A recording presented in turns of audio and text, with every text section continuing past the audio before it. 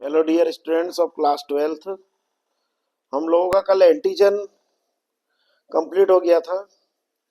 आज हम लोग जो इम्यून सिस्टम का एक सबसे इम्पोर्टेंट इंटीग्रल पार्ट होती है एंटीबॉडी, एंटीबॉडी के बारे में आज हम लोग पढ़ेंगे। ठीक है, इसके एंटीबॉडी का जो एग्जामिनेशन के अंदर क्वेश्चन कैसे आता है पहले तो आपको वो बता देते हैं। हम एंटीबॉडी जो है उसका दो क्वेश्चन आते हैं। एक तो क्वेश्चन ये आता है कि एंटीबॉडी अणु की संरचना का नामांकित चित्र बनाइए।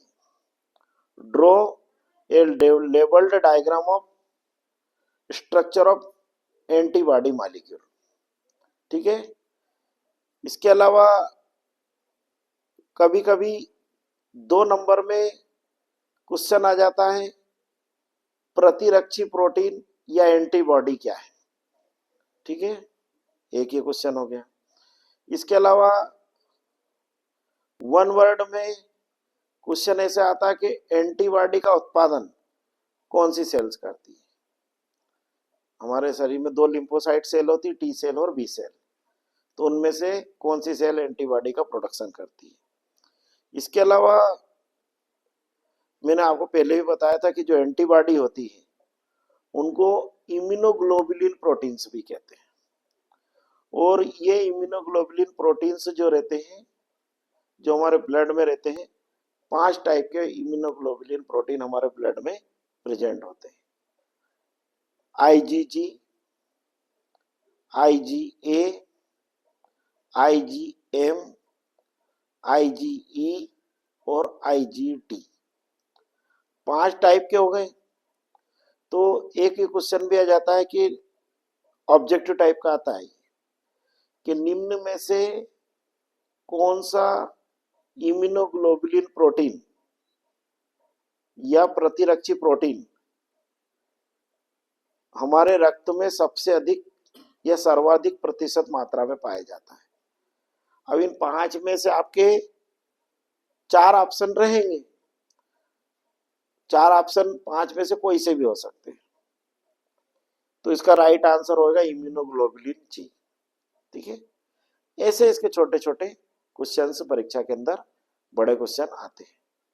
हम लोग इसको पूरा डिटेल से स्टडी करेंगे, इससे आपके छोटे बड़े सारे क्वेश्चन कवर हो जाएंगे। तो सबसे पहले मैं आप लोगों को एंटीबॉडी या इम्यूनोग्लोबुलिन जो प्रोटीन होते हैं या प्रतिरक्षी प्रोटीन होते हैं उनकी डेफिनेशन समझाता हूं।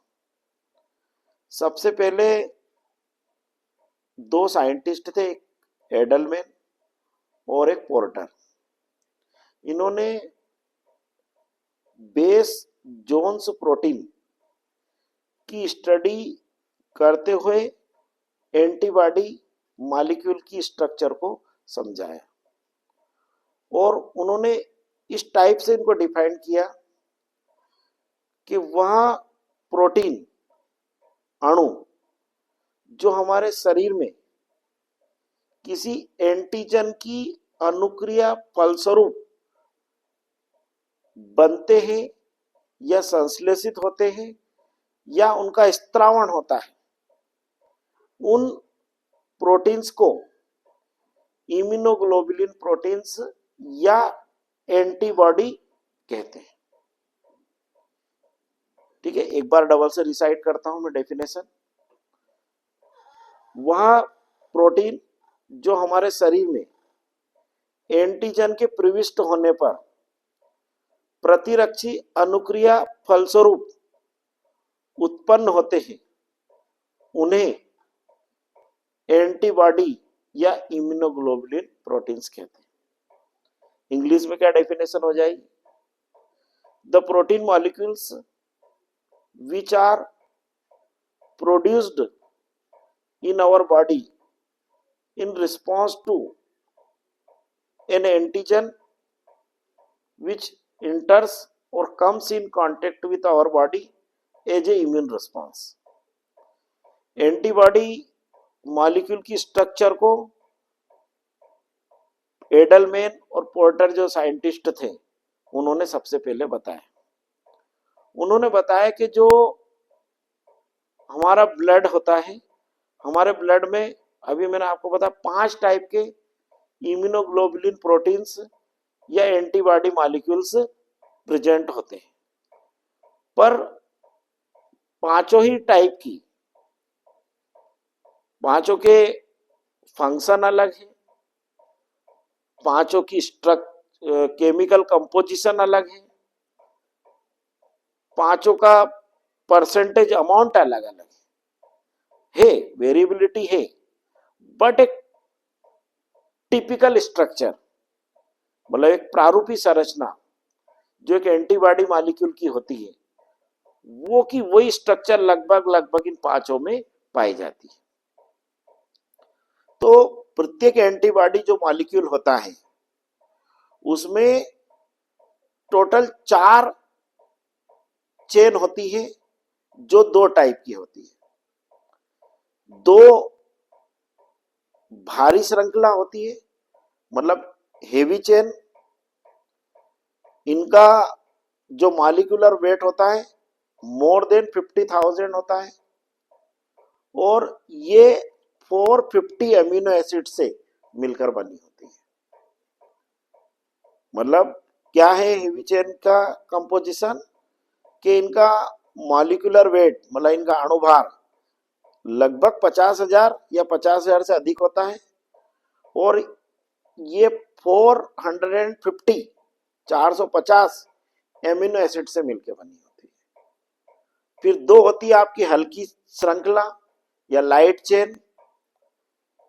दोनों जो लाइट चेन होती है उनका मॉलिक्यूलर वेट, उनका आणविक भार 25,000 डाल्टन होता है, और उनमें लगभग 220 एमिनो एसिड्स पाए जाते हैं, दोनों चेन के मिलाकर। तो टोटल हमारी कितनी चेन हो गई? 4। 4 कितने टाइप की? 2 heavy chain, 2 light chain. Heavy chain कौन कौन सी? H1, H2, मतलब हेवी को हम लोग H से रिप्रेजेंट करेंगे। Light chain L1, L2। ठीक है।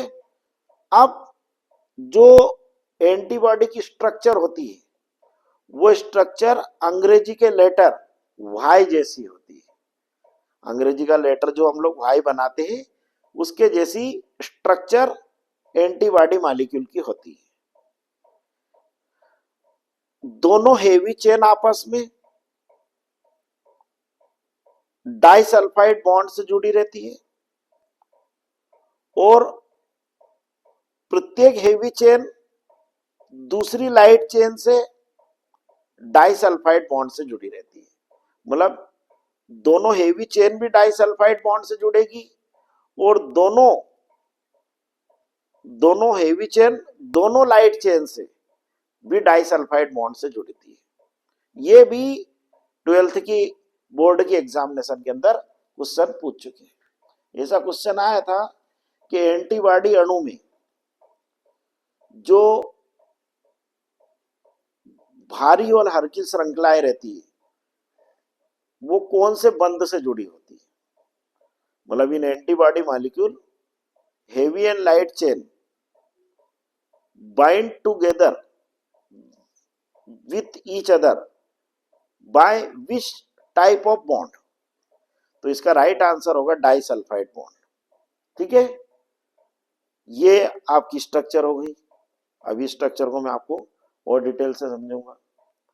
फिर एंटीबॉडी हमारी बॉडी के अंदर कब बनेगी? जब एंटीजन हमारी बॉडी के अंदर इंटर करेगा। जैसे ही एंटीजन हमारी बॉडी के अंदर इंटर करता है उस एंटीजन की रिकॉग्निशन, उसकी पहचान करने का कार्य टी सेल्स करती है। टी सेल की भी अलग अलग प्रोजेनी हमारे ब्लड में रहती है। टी हेल्पर सेल होती है, टी किलर सेल होती है, टी सप्रेसर सेल होती है, टी साइटोटॉक्सिक सेल होती है। टी सेल भी 4 टाइप की होती है। फिर उस एंटीजन को रिकॉग्नाइज करने के बाद ये टी सेल बी सेल को एंटीबॉडी प्रोड्यूस करने की इलिसिट करती है, मतलब उसे उद्दीप्त करती है। तो बी सेल क्या काम करेगी, उस एंटीजन के अगेंस्ट स्पेसिफिक एंटीबॉडी बनाएगी। कोई एक एंटीबॉडी नहीं बनेगी, उसमें बहुत सारे एंटीबॉडी मॉलिक्यूल बनेंगे पर एक ही टाइप के, जो भी एंटीजन हमारी बॉडी के अंदर एंटर करेगा। फिर ये एंटीबॉडी जो रहती है उस एंटीजन को सराउंड कर लेती चारों साइड से, मतलब उसे घेर लेती है, मतलब इनके बीच में एक टाइप का वार होता है, युद्ध होता है। अब इस एंटीजन एंटीबॉडी इंटरेक्शन में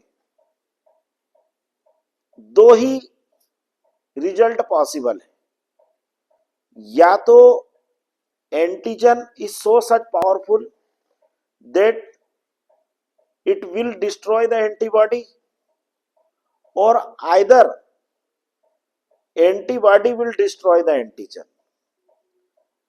अब पहले वाला केस में जिसमें कि एंटीजन ने एंटीबॉडी को डिस्ट्रॉय कर दिया, तो हम लोग फिर उस एंटीजन के साइटोटॉक्सिक इफेक्ट के कारण हम लोगों को डिजीज होगी, बीमारी होगी। और यदि एंटीबॉडी हमारी पावरफुल है और उन्होंने एंटीजन को डिस्ट्रॉय कर दिया, तो वी विल रिमेन हेल्दी, हम स्वस्थ बने रहेंगे। ये एंटीजन एंटीबॉडी की इंटरेक्शन का सबसे सरल तरीका है। एंटीजन के अगेंस्ट एंटीबॉडी का प्रोडक्शन बी सेल करती है, पर बी सेल की मेमोरी सेल होती है जिनको हम प्लाज्मा सेल कहते हैं। जब कोई एंटीजन पहली बार हमारी बॉडी में एक्सपोज होता है, तब उस समय बी सेल को take some time to produce specific antibody against that antigen, but the same antigen will again enter in our body. There is a memory cell, वो मेमोरी सेल तुरंत ही हमारी ब्लड में एंटीबॉडीज को release कर देती है। तो ये हमारी बॉडी का ऐसा इम्यून सिस्टम, हमारा इम्यूनोजेनिक रिस्पॉन्स होता है। अब हम इसकी स्ट्रक्चर फिर इनके टाइप्स के ऊपर भी जाएंगे। तो मैंने अभी आपको स्ट्रक्चर में बताया था कि दो हेवी चेन होती है और दो लाइट चेन होती है। तो ये जो आपको दिख रही है, ये दोनों, ये और ये दोनों जो है ये हेवी चेन है। दोनों हेवी चेन आपस में डाइसल्फाइड बॉन्ड के द्वारा जुड़ी। ये और ये लाइट चेन है, हल्की श्रृंखला है। दोनों हल्की श्रृंखला, दोनों लाइट चेन भी आपस में, मतलब सॉरी, ये हेवी चेन इस लाइट चेन से भी डाइसल्फाइड बॉन्ड के द्वारा जुड़ेगी। दोनों हेवी तो आपस में जुड़ती है डाइसल्फाइड से, बट हेवी से लाइट भी डाइसल्फाइड बॉन्ड के द्वारा जुड़ेगी। जैसे मैंने अभी आपको कहा कि इम्यूनोग्लोबुलिन प्रोटीन या antibody is nothing, it is a protein. और प्रोटीन आप सभी को मालूम है, they are the polymer of amino acids, मतलब अमीनो एसिड्स के बहुलक होते हैं।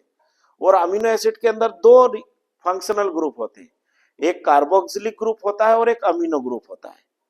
तो ये जो दोनों चेन होती है, हेवी और लाइट चेन, इनके दो टर्मिनस होते हैं।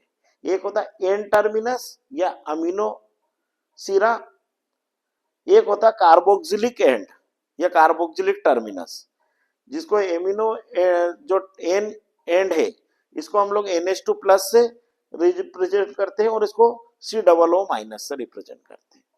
तो ये इसका एन टर्मिनस और ये सी टर्मिनस, इसका ये एन टर्मिनस, इसका ये सी टर्मिनस। इसी टाइप से इसमें भी लाइट चेन में भी N terminus, C terminus, N terminus, C terminus, ये ऐसी स्ट्रक्चर होती है इसकी। अब मैंने जैसे अभी आपको कहा कि इसकी स्ट्रक्चर अंग्रेजी के लेटर वाई जैसी है, तो ये वाला जो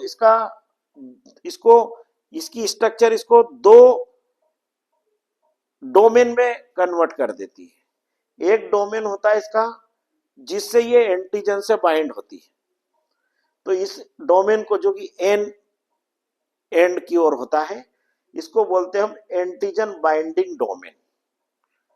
और जो सी टर्मिनस की ओर होता है which is for biological activity, इसको हम लोग इफेक्टर डोमेन कहते हैं। तो इसके दो डोमेन हो गए, एक एंटीजन बाइंडिंग डोमेन हो गया और एक इफेक्टर डोमेन हो गया। इस टाइप के ये एंटीबॉडी मॉलिक्यूल होते हैं। और अभी मैंने आपको एक बहुत इंपॉर्टेंट बात बताई थी, वो ये बात बताई थी कि कोई सी भी 5 टाइप की होती है ये, पर पांचों की बेसिक स्ट्रक्चर, मतलब जो सबकी जो आधारभूत संरचना है वो सबकी एक जैसी होती है। अब हमारी ये जो 5 है, इन 5 में से 3 तो लगभग ऐसी ही होती है। कौन कौन सी 3 एक जैसी होती है? आईजीजी, आपका आईजीई और आईजीडी, ये तीनों मोनोमर है। तीनों मोनोमर मतलब दोनों में, तीनों में 2 हेवी चेन होगी और 2 लाइट चेन होगी, मतलब टोटल 4 चेन होगी, मतलब एक यूनिट से मिलकर बनी होगी। और जो आपकी आईजीए होती है वो डाइमर होती है। डाइमर होती है मतलब एसी उसके अंदर 2 यूनिट होगी। एसी उसके अंदर 2 यूनिट होगी तो वो दोनों यूनिट, 2 यूनिट मतलब टोटल 4 और 4 8 चेन, मतलब 4 हेवी चेन और 4 लाइट चेन। और वो दोनों यूनिट जो है वो आपस में जे चेन के द्वारा जुड़ी रहती है, जिसको ज्वाइनिंग चेन कहते हैं। और जो आपकी आईजीएम होती है, वो आईजीएम जो रहती है वो आपकी पेंटामर होती है। पेंटामर मतलब आपकी 10 तो उसमें हेवी चेन होगी और 10 लाइट चेन होगी, और उसका मॉलिक्यूलर वेट भी ज्यादा होगा। ओके, और पांचों चेन आपस में, पांचों जो यूनिट है वो आपस में जे चेन के द्वारा जुड़ी रहेगी। तो इस टाइप से हमारे अंदर 3 इम्यूनोग्लोबुलिन मॉलिक्यूल या 3 एंटीबॉडी मॉलिक्यूल मोनोमर होते हैं। आईजीए, आईजीई और आईजीडी ये मोनोमर है। आईजीए डाइमर है और आईजीएम पेंटामर है। ठीक है, और सबसे ज्यादा परसेंटेज में इम्यूनोग्लोबुलिन जी होता है, मतलब गामा इम्यूनोग्लोबुलिन। ठीक है ना, ये इम्यूनोग्लोबुलिन प्रोटीन जो रहता है ये प्लेसेंटा के द्वारा भी मदर से फीटस के अंदर जाता है। ठीक है, ये इसकी एक सबसे बड़ी खासियत होती है। ठीक है, और इन सबका काम, सबका एक्शन अलग अलग है, मतलब सबकी मोड ऑफ एक्शन अलग अलग है, बट सबका एक प्राइमरी टारगेट ये होता है, भले वो कोई सी भी एंटीबॉडी हो, उस एंटीबॉडी का प्राइमरी टारगेट ये होता है कि वो हमारे शरीर के अंदर इंटर करने वाले एंटीजन को डिस्ट्रॉय करती है। अब वो पांचों के अलग अलग इसलिए नाम पड़े कि वो पांचों का रूट सबका अलग अलग है। मतलब कोई, जैसे मैंने आपको कहा प्लेसेंटा के थ्रू जाएगी, कुछ जैसे मदर से जो फर्स्ट में जो मिल्क सीक्रेट होता है, जो बेबी इनबोर्न बेबी, जो न्यूबॉर्न बेबी होता है, वो इनबोर्न बेबी को, जो एकदम न्यूबॉर्न बेबी है उसके अंदर जो वो मदर उसको फीडिंग करवाती, ब्रेस्ट फीडिंग, तो उसका जो मदर के अंदर से जो दूध निकलता है उसकी मेमोरी ग्लैंड से, कोलोस्ट्रम कहते हैं उसको, उस कोलोस्ट्रम के अंदर भी एंटीबॉडी होती है जो उस बच्चे को जन्म के 6 महीने तक उसको इम्यूनिटी प्रोवाइड करती है। तो इस टाइप से हमारे ये इम्यूनोग्लोबुलिन प्रोटीन होते हैं। और इनका फंक्शन क्या है, मैंने आपको बताया क्या फंक्शन होता है। दे destroy harmful antigen which इंटर्स in our body.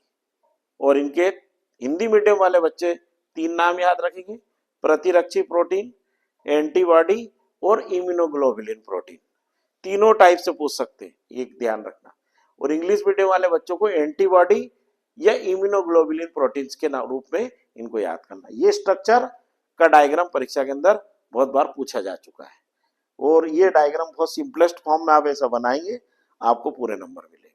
ठीक है, और इन एंटीबॉडीज का प्रोडक्शन हमारी बॉडी में बी सेल्स करती है। बी सेल बोन मेरो में प्रोड्यूस होने वाली और वहीं पे मैच्योर होने वाली जो सेल होती है वो इनका प्रोडक्शन करती है, और इनकी हमारे ब्लड में मेमोरी सेल होती है। ठीक है, ये आपके जो मैंने आपको ये वीडियो स्टार्ट करने से पहले जो छोटे छोटे और बड़े बड़े जो क्वेश्चन थे वो मैंने आपको बताए थे, वो सारे question, all this questions cover in this particular period of time. Okay, आपको पसंद आया होगा वीडियो, ज्यादा से ज्यादा लाइक करें, शेयर करें। Okay, all the best.